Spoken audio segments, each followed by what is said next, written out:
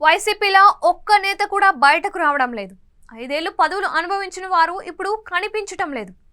ఫలితాలు వచ్చి కొద్ది రోజులు కావడంతో ఇంకా బయటకు రాకపోవచ్చున్న ఒక్క వాదన వినిపిస్తున్నప్పటికీ పార్టీ కేంద్ర కార్యాలయాన్ని కూలగొట్టిన ఒకరిద్దరు నేతలు తప్ప ఎవ్వరూ స్పందించకపోవడంతో ఇప్పుడు ఆ పార్టీ పరిస్థితి అద్దం పడుతోంది.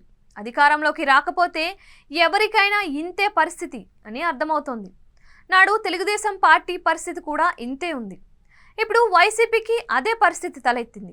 అధికారంలో లేకపోవడంతో నేతలు కూడా మనకెందుకు వచ్చిన పీకులాట అని ఎవరూ పెద్దగా గొంతు విప్పడానికి కూడా సాహసించే ప్రయత్నం చేయటం లేదు. 2019 ఎన్నికల్లో వైసీపీ అధికారంలోకి వచ్చిన తరువాత టీడీపీకి చెందిన ఒక్క నేత కూడా బయటకు రాలేదు. అప్పుడు కూడా ఒకరిద్దరు నేతలు మినహా ఎవ్వరూ బయటకు రాలేదు. దాదాపుగా 3.5 ఏళ్లు అసలు బయటకు రావడానికే నేతలు భయపడ్డారు. బయటకు వచ్చిన నేతలపై నాటి వైసీపీ ప్రభుత్వం కేసులు పెడుతూ ఉండడంతో మిగిలిన వారు దూరమయ్యారు.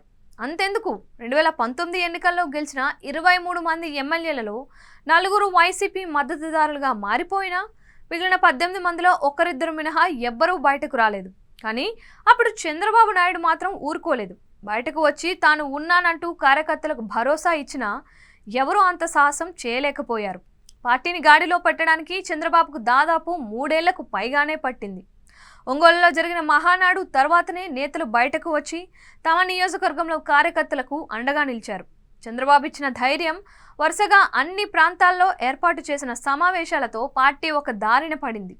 కార్యకర్తలు వస్తున్నా నేతలు మాత్రం ఓటమి నుంచి బయటకు రావడానికి దాదాపు 3.5 ఏళ్లు పట్టిందంటే అతిశయోక్తి కాదు.